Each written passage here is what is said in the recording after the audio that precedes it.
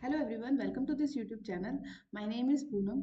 आज की वीडियो में मैं आपके साथ स्टार्ट कर रही हूँ केवीएस ईएमआरएस टीजीटी मैथ्स से। अगर आप तैयारी कर रहे हैं तो उसमें जो फर्स्ट हमारे पास जो चैप्टर मेंशन किया गया उन्होंने सिलेबस में रियल नंबर, उसके क्वेश्चंस के से स्टार्ट कर रहे हैं। क्वेश्चन की हेल्प से जो भी उसके रिलेटेड कॉन्सेप्ट है हम उनको करते हुए चलेंगे ताकि बेहतरीन तरीके से रिवाइज वगैरह हमारा हो सके। तो देखिए, क्वेश्चन नंबर 1 से स्टार्ट करते हैं। क्या दिया गया है ये क्वेश्चन, इसको पढ़ते हैं। यहाँ पर हमें दे रखा है कि अगर आपके पास x की वैल्यू दे रखी है 2 प्लस में √3, then x square plus 1/x²। इसके बारे में पता करना है कि भाई इसकी वैल्यू बताओ क्या होगी। अगर हम सोचे कि भाई मैं इधर पहले एक्स स्क्वायर की वैल्यू फाइंड करूं, देन 1/x² की वैल्यू फाइंड करूं, देन उसको ऐड करूं, तो बहुत लंबा प्रोसेस हो जाएगा। तो उधर से बचने के लिए मैं यहाँ पर क्या सोच सकती हूँ, देखिए यहाँ पे हम क्या अप्रोच लगा सकते हैं। ओ, यहाँ पर हमें पता है कि a plus B whole square का फॉर्मूला पहले वो देखिए। हमें पता है x प्लस 1/x का होल स्क्वायर। इसको मैं क्या लिख सकती हूँ, एक्स स्क्वायर प्लस में 1/x² प्लस में 2x। देखिए यहाँ पे बनेगा x इंटू 1/x, x से x हमारे पास कैंसिल हो जाएगा। तो x प्लस 1/x का होल स्क्वायर -2, ये किसके इक्वल होएगा, एक्स स्क्वायर प्लस 1/x² की इक्वल हो जाएगा। मतलब x plus 1/x² whole square is equal to this. मतलब अगर मुझे ये वाली वैल्यू को कैलकुलेट करना है, इस वाली वैल्यू को कैलकुलेट करना है, तो मैं बस इतनी सी वैल्यू को कैलकुलेट कर दूं तो मेरा क्वेश्चन इजीली सॉल्व हो जाएगा और जल्दी हो जाएगा। तो देखिए, इसको कैलकुलेट करने के लिए हम क्या कर सकते हैं। यहाँ पर आपको क्या गिवन है, आप पहले वो लिखिए। x हमें गिवन है 2 प्लस में √3, तो x की वैल्यू की तो कोई दिक्कत है ही नहीं। मैं 1/x को कैलकुलेट कर लेती हूँ। 1/x क्या बनेगा, 1 प्लस में 2√3, 2 + √3। अब देखिए, अगर मैं इसको एज इट इज इसमें पुट करूँ तो ये बहुत लंबा बन जाएगा। तो इसके लिए हम क्या करेंगे, यहाँ पर रैशनलाइजेशन करेंगे। रैशनलाइजेशन करेंगे तो 2 माइनस √3 से मल्टीप्लाई, और 2 माइनस √3 से हम क्या कर देंगे, डिवाइड कर देंगे न्यूमरेटर और डिनोमिनेटर में। ये हमारे पास बनेगा 2 माइनस √3। और यहाँ पर देखिए a plus B, a minus B, तो a square minus B square का फॉर्मूला बनेगा 2 स्क्वायर माइनस √3 का स्क्वायर बन जाएगा। This value will become 2 minus √3 upon में 2 square will become 4 minus √3 square will become 3। तो ये हमारे पास बनेगा 2 minus √3। ये जो हमने फर्स्ट इक्वेशन मानी थी, यहाँ पर आप क्या करिए कि जो आपके पास 1/x की वैल्यू आई है और ये आपके पास जो x की वैल्यू है, यहाँ पर सब्सटीट्यूट कर दीजिए। सब्सटीट्यूट करोगे तो x की वैल्यू है मेरे पास 2 प्लस में √3 प्लस में, और 1/x की वैल्यू है मेरे पास 2 माइनस में √3 और का होल स्क्वायर -2। जब हम इसे सिंप्लीफाई करेंगे तो ये √3 से √3 तो कैंसिल हो जाएगा क्योंकि अपोजिट साइन है। और 2 + 2 बचेगा। 2 + 2 मतलब 4 का स्क्वायर -2 बचेगा। तो ये हमारे पास आएगा 16 - 2 इज इक्वल टू 14। और यही हमारे पास किसकी वैल्यू है, x² प्लस 1/x² की वैल्यू है। तो इसका करेक्ट ऑप्शन हो जाएगा option number B. I think आपको ये समझ में आया होगा। फिर भी कोई डाउट है तो आप मुझे कमेंट बॉक्स में पूछ सकते हैं। नेक्स्ट क्वेश्चन हमारे पास ये गिवन है कि क्वेश्चन नंबर 2 में हमसे पूछा गया है कि √2 प्लस √7 अपॉन, देखिए नंबर हमें गिवन है √2 प्लस में √7 अपॉन में √2 माइनस √7। मुझे ये बताना है कि ये नंबर कैसा है, इरेशनल है, रैशनल है, इंटीजर है या नेचुरल नंबर है। तो देखिए, इसको पहले जब भी मेरे को कुछ ऐसे नंबर दे के रख रखे हो ना, तो पहले मैं उसे सिंप्लीफाई करने की कोशिश करूंगी। ना कि हम सीधा आंसर लगा दें कि अच्छा अच्छा रूट आ रहा है तो सीधा उस पर, नहीं ऐसे नहीं, पहले एक बार इसको सिंप्लीफाई कर लें, देन हम अपने आंसर को दें, वो ज़्यादा सही होगा। ठीक है, तो पहले आप इसको करने के लिए, इसको सिंप्लीफाई करने के लिए आप इसकी कर दीजिए रैशनलाइजेशन।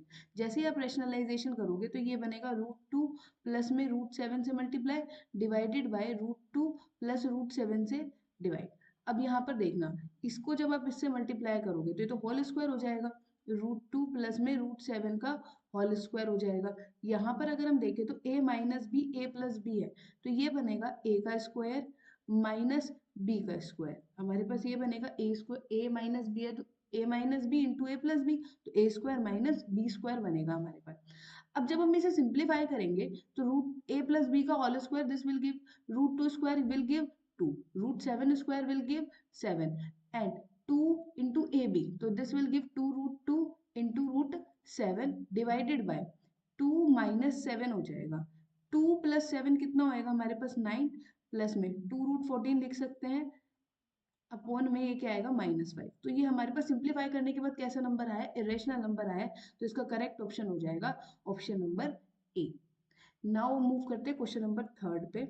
क्वेश्चन नंबर थर्ड में हमसे पूछा गया है choose the number which has non terminating repeating decimal expansion. देखो इस क्वेश्चन को करने से पहले हम पहले कुछ इसमें और भी सीख लेते हैं जो कुछ होता है। देखिए हमारे पास रैशनल नंबर होते हैं, रैशनल नंबर हमारे पास पी बाई क्यू फॉर्म में होते हैं, ये हम सबने पढ़ रखा है जो बेसिक डेफिनेशन है। अगर हम डेसिमल एक्सपेंशन की बात करें तो डेसिमल एक्सपेंशन हमारे पास दो तरीके की होती है। डेसिमल एक्सपेंशन हमारे पास दो तरीके की होती है। एक हमारे पास आती है टर्मिनेटिंग डेसिमल एक्सपेंशन, एक मेरे पास आती है टर्मिनेटिंग डेसिमल एक्सपेंशन, और एक मेरे पास आती है non terminating decimal expansion. Second मेरे पास नॉन टर्मिनेटिंग डेसिमल एक्सपेंशन आता है। अगर मेरे पास डेसिमल एक्सपेंशन टर्मिनेटिंग है तो मैं यहाँ से डायरेक्टली लिख सकती हूँ कि वो मेरे पास रैशनल नंबर हो जाएगा, रैशनल नंबर हो जाएगा। लेकिन अगर मान लीजिए कि आपके पास जो डेसिमल एक्सपेंशन है, नॉन टर्मिनेटिंग में भी दो तरीके के केस बनते हैं। नॉन टर्मिनेटिंग मतलब या तो मेरे पास कैसे हो, नॉन टर्मिनेटिंग रिपीटिंग हो जिसको हम रिकरिंग बोल देते हैं, या फिर नॉन टर्मिनेटिंग नॉन रिकरिंग हो, नॉन टर्मिनेटिंग और ये क्या हो, नॉन रिकरिंग हो। नॉन रिकरिंग को हम क्या बोल देते हैं, नॉन रिपीटिंग बोल देते हैं। जैसे मैं एक एक एग्जांपल ले लेती हूँ। जैसे टर्मिनेटिंग का मतलब है जैसे इस तरीके से 0.123 डेसिमल के बाद अगर जो नंबर्स आते हैं, डेसिमल के बाद जो भी नंबर्स आ रहे हैं अगर वो आपके पास फाइनाइट है, मतलब फाइनाइट इन द सेंस आप उनको गिन सकते हो 10 12 20 30 40 50 जितने भी हैं, बट वो काउंटेबल हो, गिन सकते हो, तो वो हमारे पास टर्मिनेटिंग हो गया। लेकिन नॉन टर्मिनेटिंग मतलब जो डेसिमल के बाद जो नंबर्स आ रहे हैं जैसे 0.1 2 1 2 ये बढ़ते ही जा रहे हैं, ये कभी खत्म ही नहीं हो रहे, तो वो मेरे पास जो डेसिमल एक्सपेंशन निकल कर आती है उसको मैं नाम देती हूँ कि वो मेरे पास नॉन टर्मिनेटिंग डेसिमल एक्सपेंशन है। अब नॉन टर्मिनेटिंग डेसिमल एक्सपेंशन भी दो तरीके की देखने को मिलती है।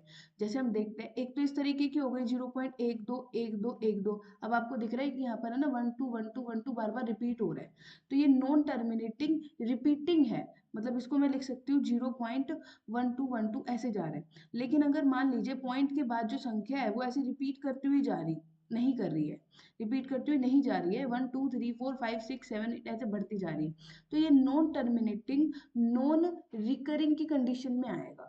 ये हमारे पास ये वाला जो नंबर है ये हमारे पास नॉन टर्मिनेटिंग रिकरिंग की नॉन टर्मिनेटिंग और नॉन रिपीटिंग की कंडीशन में आएगा। ठीक है, नॉन टर्मिनेटिंग नॉन रिकरिंग ये इस कंडीशन के अंडर जाएगा यहाँ पर। ठीक है, तो ध्यान रखना है कि डेसिमल एक्सपेंशन दो तरीके की मिली, एक मुझे मिलती है टर्मिनेटिंग और एक मुझे मिलती है नॉन टर्मिनेटिंग। अगर मुझे टर्मिनेटिंग मिल रही है तो डायरेक्ट मैं बोल दूंगी कि वो रैशनल नंबर है। लेकिन अगर मुझे वो नॉन टर्मिनेटिंग मिल रही है तो नॉन टर्मिनेटिंग में मुझे चेक करना रहेगा कि वो नॉन टर्मिनेटिंग रिपीटिंग है या फिर वो नॉन टर्मिनेटिंग नॉन रिपीटिंग है। अब देखिए अगर ऐसा होता है कि आपको नॉन टर्मिनेटिंग रिपीटिंग मिल जाती है तो इस केस में भी जो नंबर मुझे मिलता है वो रैशनल नंबर मिलता है, वो मुझे रैशनल नंबर मिलता है। लेकिन अगर आपके पास जो डेसिमल एक्सपेंशन है वो नॉन टर्मिनेटिंग और नॉन रिपीटिंग मिलती है तो उस केस में जो आपके पास जो नंबर होता है वो आपके पास इरेशनल नंबर होता है। उस केस में आपके पास जो नंबर होगा वो इरेशनल नंबर होगा। यहाँ पर ये जरूर ध्यान रखना है कि कब रैशनल है कब इरेशनल है। देखिए मैं एक बार दोबारा रिपीट करा रही हूँ कि रैशनल नंबर के लिए मुझे डेसिमल एक्सपेंशन देखी, डेसिमल एक्सपेंशन से मैं गई, मैंने देखा कि टर्मिनेटिंग है या नॉन टर्मिनेटिंग, टर्मिनेटिंग तो सीधा रैशनल नंबर, नॉन टर्मिनेटिंग है तो मुझे नॉन टर्मिनेटिंग में चेक करना पड़ेगा नॉन टर्मिनेटिंग रिपीटिंग या नॉन टर्मिनेटिंग नॉन रिपीटिंग। ठीक है, अगर non terminating repeating then we can say that the number will be rational number. If we find the number is non terminating non repeating then we can say that this number should be a irrational number. Okay okay? अब देखिए यहाँ पर थोड़ा सा और सीख लेते हैं ताकि ये बिल्कुल अच्छे से क्लियर हो जाए। इसके बाद यहाँ पर आता है इसमें के बाद, ठीक है, यहाँ पर थोड़ा सा और देख लेते हैं। जैसे अपने पास नंबर जब रिपीट होने लग जाता है ना तो मैं यहाँ पर जैसे 0 1 2 1 2 था इसको मैं इतना बड़ा थोड़ी ना लिखूंगी, इसको मैं कॉम्पैक्ट फॉर्म में लिख देती हूँ 1 2 बार। अब जितने नंबर के ऊपर बार होता है उसका मतलब वो नंबर उतनी बार अपने आप को, मतलब वो नंबर बार बार रिपीट कर रहा है, मुझे नहीं पता कितनी बार वो रिपीट करता हुआ जा रहा है क्योंकि नॉन टर्मिनेटिंग है ये। ठीक है, बार का मतलब वो नंबर अपने आप को रिपीट कर रहा है। ओके, यहाँ तक हो गया। अब देखिए अब जैसे अब मान चलो ये तो हमारा डेसिमल एक्सपेंशन का कॉन्सेप्ट हो गया। अब यहाँ पर क्वेश्चन पे चलते हैं वापस। क्वेश्चन में मुझसे बेसिकली ये कहा गया, क्वेश्चन में मुझसे ये कहा गया कि चूज करो कि कौन सा हमारे पास नॉन टर्मिनेटिंग। नाउ अब हम इस क्वेश्चन को देखते हैं कि ये जो हमने थ्योरी पढ़ी है उससे हम कैसे रिलेट करेंगे। देखिए इस क्वेश्चन में मुझसे पूछा गया है choose the number which has non terminating repeating decimal expansion. Non terminating repeating decimal expansion. देखिए अभी मैंने जो पढ़ा उसके अकॉर्डिंग मुझे ये पता चला कि रैशनल नंबर की जो डेसिमल एक्सपेंशन होती है वो टू टाइप्स की होती है।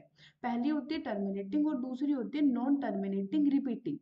और जो इरेशनल है वो अपनी डेसिमल एक्सपेंशन जो शो करता है उसका behaviour non terminating non repeating होता है। ठीक है। लेकिन अब जैसे ये क्वेश्चन दे रखा है यहाँ पर मेरे पास पेपर में इतना टाइम तो नहीं है कि मैं उसको सिंप्लीफाई करके देखूं कि भाई किसका क्या है क्या डिवाइड। तो वहां पर हम एक रिजल्ट यूज करते हैं, एक बार उस रिजल्ट के बारे में जान लेते हैं, देन हम इस क्वेश्चन को सॉल्व करेंगे। रिजल्ट मेरे पास कुछ इस तरीके से होता है कि सपोज कर लीजिए कि आपके पास कोई भी नंबर दे रखा है जो p बाई क्यू फॉर्म में है, कोई भी एक रेशनल नंबर दे रखा है वो हमारे पास p बाई क्यू फॉर्म में है। और हमने q की कर दी है प्राइम फैक्टराइजेशन, q की प्राइम फैक्टराइजेशन कर दी। q की प्राइम फैक्टराइजेशन करने के बाद मुझे जो इसके डिनोमिनेटर में मिला वो 2 की पावर 5 और 5 की 2 की पावर m इंटू 5 की पावर n में मिला। जहां पर m और n है ना, ये मेरे पास बिलोंग कर रहे हैं नॉन नेगेटिव इंटीजर्स है। मेरे पास ये बेसिकली नॉन नेगेटिव इंटीजर्स है। अगर इस तरीके से इसका डिनोमिनेटर शो कर रहा है, मतलब डिनोमिनेटर में जो फैक्टर्स आ रहे हैं वो 2 और 5 के ही फैक्टर प्रेजेंट है, उसके अलावा कोई और फैक्टर उसमें प्रेजेंट नहीं है। और जब आप इसे सिंप्लीफाई करो p बाई क्यू को, तो जो फैक्टर ओनली प्रेजेंट हो एंड में वो सिर्फ डिनोमिनेटर में जो फैक्टर प्रेजेंट हो वो सिर्फ 2 और 5 के ही फैक्टर प्रेजेंट हो। तो जो डेसिमल एक्सपेंशन मेरे पास निकल कर आती है ना, वो डेसिमल एक्सपेंशन निकल कर आती है टर्मिनेटिंग। वो मेरे पास कैसे निकल कर आएगी, टर्मिनेटिंग। लेकिन अगर इसके अलावा कुछ और निकल कर आती है तो उस केस में हम अपने डेसिमल एक्सपेंशन को बोल देंगे कि वो मेरे पास कैसे निकल कर आएगी, that be non terminating repeating. वो जो डेसिमल एक्सपेंशन निकल कर आएगा वो निकल कर आएगा non terminating repeating decimal expansion. देखिए क्वेश्चन को करते हैं, क्वेश्चन की हेल्प से ज्यादा अच्छे से क्लियर होगा मैं क्या कहना चाह रही हूँ। यहाँ पर पहला देखिए, ये जो हमारे पास क्वेश्चन है इसमें बोल रखा है कि 11/80। मुझे इसमें पता करना है कि कैसी डेसिमल एक्सपेंशन है। अब देखो, अगर पहले तो मुझे क्या करना है, 11/40 है, मैं इसको थोड़ा सा रब कर लेती हूँ ताकि मुझे लिखने के लिए स्पेस मिल जाए। एक मिनट बस। हम्म, इसको हटाया यहाँ से। हम्म, देखिए पहले जो मेरे पास है ना उसको करते हैं, ऑप्शन नंबर ए को सॉल्व करना स्टार्ट करते हैं। ऑप्शन नंबर ए में हमें क्या दे रखा है, 11/80। तो पहले आप 80 के है ना प्राइम फैक्टराइजेशन करो। 80 की जब आप इसकी प्राइम फैक्टराइजेशन करोगे तो हमें क्या देखने को मिलेगा, वो ज्यादा इंपॉर्टेंट है, क्योंकि उससे हम देखेंगे कि हमारे को जो नंबर मिलने वाला है वो टर्मिनेटिंग है कि नॉन टर्मिनेटिंग है, सारा इसके ऊपर डिपेंड करता है। तो देखिए जब हम 80 की फैक्टराइजेशन करेंगे, 80 को जब हम करेंगे तो ये हमारे पास गया 2 और ये गया 40, ये 2 2 0 और ये 2 और 10 2 5 और ये क्या गया सिर्फ 5 1।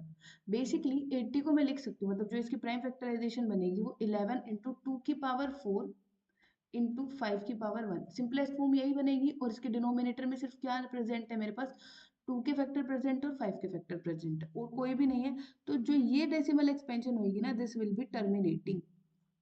ये हमारे पास कैसे निकल कर आएगी, टर्मिनेटिंग। क्वेश्चन में क्या पूछा है, नॉन टर्मिनेटिंग रिपीटिंग। तो चलो ऑप्शन नंबर बी से बात करते हैं। ऑप्शन नंबर बी में बोलता है 45 अपॉन में 360। 45 अपॉन में 360 बोलता है। अब देखिए 45 की पहले मुझे डेसिमल वो 45 की मुझे पहले प्राइम फैक्टराइजेशन लिखनी रहेगी और फिर 360 की लिखनी रहेगी। फिर मैं चेक करूंगी कि क्या है। देखिए जैसे 360 की जब आप करेंगे तो 360 में हमें क्या मिलेगा, 2 और ये 1 जा और ये जाएगा 8 पर और ये 0। फिर क्या जाएगा 2 और ये कितने पे जाएगा 9 0 और ये 2 और ये जाएगा 45 पे और देन ये कितने पे जाएगा 3 और ये अगेन 15 और ये कितने पे जाएगा 3 और ये कितने पे जाएगा 5 और ये 5 और 1। ठीक है। अब सिर्फ ये देख के नहीं कह देंगे कि हम क्यों लो भाई 360 है, 360 की फैक्टराइजेशन में 2 भी आ गया 3 भी आ गया 5 तो चलो भाई नॉन टर्मिनेटिंग रिपीटिंग हो गया। नहीं, इसको सिंप्लीफाई करना है जो भी हमें ये दे रखा है। देन हम देखेंगे कि उसके डिनोमिनेटर में अगर सिर्फ यही टर्म प्रेजेंट है तो वो टर्मिनेटिंग है, जैसे ऊपर आया था, और अगर इसके अलावा कुछ और प्रेजेंट है तो फिर वो नॉन टर्मिनेटिंग रिपीटिंग है। जैसे 45 को हम क्या लिख सकते हैं, 3 का स्क्वायर इंटू 5 लिख सकते हैं, 3 स्क्वायर इंटू 5 लिख सकते हैं, ठीक है। 360 को आप देखो क्या लिख सकते हैं, 2 की power 3, 2 raise to power 3 into 3 raise to power 2, 3 raise to power 2 into 5 raise to power 1 लिखेंगे, अब यही तो लिखेंगे। अब देखो जब आप इसको सिंप्लीफाई करने के लिए जाओगे तो आपके पास क्या मिलेगा, सिर्फ 2 की पावर 3 और 5 की पावर 0 लिख सकती हूँ ना, जिसकी पावर कुछ नहीं उसको 1 तो लिख सकते हैं। तो उसकी देखो इसकी भी जो हमारे, क्योंकि देखो 3 स्क्वायर और 3 स्क्वायर यहाँ से ये सब कुछ कैंसिल आउट आएगा, 5 से 5 ही कैंसिल आउट हो जाएगा। तो इसकी देखो ये जो सिंप्लीफाई होके 1 में 2 raise to power 3 into 5 raise to power 0 बचा, मतलब उसकी डेसिमल एक्सपेंशन में 2 की पावर और 5 की पावर ही प्रेजेंट है, उसके अलावा कुछ और प्रेजेंट नहीं है। 2 की पावर प्रेजेंट हो या 5 की हो या दोनों की हो, तो तो वो हमारे पास कैसा जाएगा, टर्मिनेटिंग ही तो जाएगा। तो ये ऑप्शन भी गया और ये ऑप्शन भी गया, ये दोनों तो नहीं है। अब हम बात करते हैं 63 अपॉन में 240 से, भाई क्या इसका क्या हाल चाल है, इसको देखते हैं। Option number 3, option number third में क्या बोल रहा है हमें, 63 अपॉन में 240। उसके लिए पहले मुझे क्या करनी रहेगी, उसके लिए पहले मुझे 240 की प्राइम फैक्टराइजेशन करनी रहेगी। 240 अपने पास है तो इसको 2 से करेंगे तो ये कितना आएगा 120, फिर ये कितने पे जाएगा 2, ये जाएगा 60, और ये कितने पे जाएगा 2, और ये 30, देन अगेन 2, और ये कितने पे जाएगा 15, ये 3, और ये कितने पे जाएगा 5, और ये कितने पे जाएगा 5, और ये 1 बेसिकली।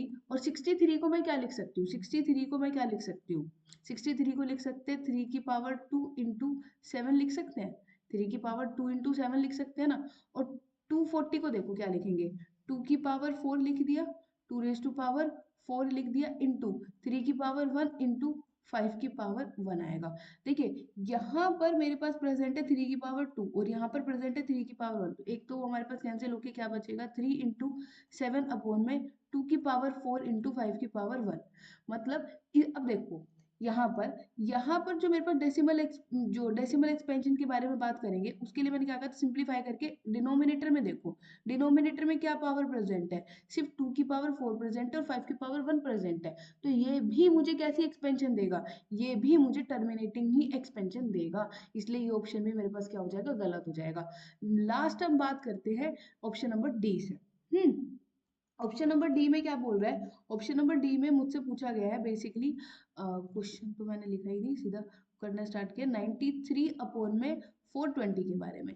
पहले 420 की डेसिमल सॉरी प्राइम फैक्टराइजेशन कर लीजिए, 2 2 1 0, फिर ये कितने पे जाएगा 2 1 0 और 5, फिर ये कितने पे जाएगा 3 3 9 जा 3 5 जा, फिर कितने पे जाएगा 5, और ये कितने पे जाएगा 7, और ये 7 1 7। बेसिकली 420 को हम ये लिख सकते हैं। अब देखिए 420 को तो हम ये लिख सकते हैं, मैं इसको थोड़ा यहाँ लिखती हूँ ताकि लिखने की मुझे स्पेस मिले, 93 अपॉन में 420। अब 93 को क्या लिख सकते हैं, 93 को 3 इंटू 31 लिख सकते हैं ना, 93 को हम क्या लिख सकते हैं 3 इंटू 31 लिख सकते हैं अपॉन में, और ये हमारे पास कितना आएगा 2 raise to power 2 into 3 raise to power 1 into 5 raise to power 1 into 7 raise to power 1। 3 raise to power 1 तो चलो न्यूमरेटर और डिनोमिनेटर में कैंसिल हो जाएगा, और ये क्या बचेगा 31 अपॉन में 2 raise to power 2 into 5 raise to power 1 into 7 raise to power 1 बचेगा। ये नंबर मुझे मिला है। डिनोमिनेटर में अगर हम देखें तो इस बार हमारे पास डिनोमिनेटर में क्या क्या प्रेजेंट है, इस बार डिनोमिनेटर में 2 की पावर भी है, 7 की पावर भी और 5 की पावर भी है, लेकिन अगर टर्मिनेटिंग होता है, अभी समझाया था, तो क्या होना चाहिए, सिर्फ 2 की पावर होनी चाहिए और 5 की पावर होनी चाहिए, मतलब या तो 2 की पावर हो ओनली, या ओनली 5 की पावर हो, या दोनों के मल्टीपल की पावर, 2 की पावर m 5 की पावर n ऐसा कुछ। लेकिन यहाँ तो 7 की भी पावर आ गई, तो इसीलिए ये हमारे पास, ये जो हमारे पास है यहाँ पर, ये हमारे पास टर्मिनेटिंग नहीं होगा, ये हमारे पास non terminating repeating decimal expansion होगा। तो इसलिए इसका करेक्ट ऑप्शन हो जाएगा option number D. I think clear हो गया होगा, फिर भी कोई डाउट आता है तो आप मुझसे कमेंट बॉक्स में पूछ सकते हो। चलो अब नेक्स्ट क्वेश्चन पे चलते हैं। इस वीडियो में हम 4 ही क्वेश्चन करेंगे, उसके बाद अगले वीडियो में बाकी के क्वेश्चंस को डिस्कस करेंगे। देखिए क्वेश्चन में पूछा गया है, इस वाले क्वेश्चन में, ये तो बहुत सिंपल है, एक बार देख लेते हैं। इस क्वेश्चन में हमसे पूछा गया है कि मुझे वैल्यू बतानी है 0.7, वैल्यू मतलब मल्टीप्लाई करके बतानी है। तो देखो इसको सिंप्लीफाई कर लेते हैं। 0.7 इंटू 0.08 है, अपॉन में 0.004 है। ये तो बहुत सिंपल सा क्वेश्चन है। केवीएस टीजीटी 2013 में ही हमसे क्वेश्चन पूछा गया है। तो 0.7 को क्या लिख सकते हैं हम, 7/10 लिख सकते हैं इंटू, और 0.08 को क्या लिख सकते हैं, 8/100 लिख सकते हैं, और 0.004 को क्या लिख सकते हैं, 4 में 1000। हाँ ये लिख सकते हैं। इसको सिंप्लीफाई करना, 7/10 इंटू 8/100 इंटू 1000/4 लिख सकते हैं। देखना ये जीरो से ये तीनों जीरो से कैंसिल, 4 2 8 हो जाएगा, और 7 2 हमारे पास कितना आएगा 14। तो हमारे पास आंसर कितना बनेगा, आंसर मेरे पास बनेगा 14। तो ये तो बहुत सिंपल क्वेश्चन था। आज की वीडियो में इतना ही। मेरी वीडियो अच्छी लगी हो तो प्लीज मेरे चैनल को सब्सक्राइब करें, वीडियो को लाइक करें। Thank you.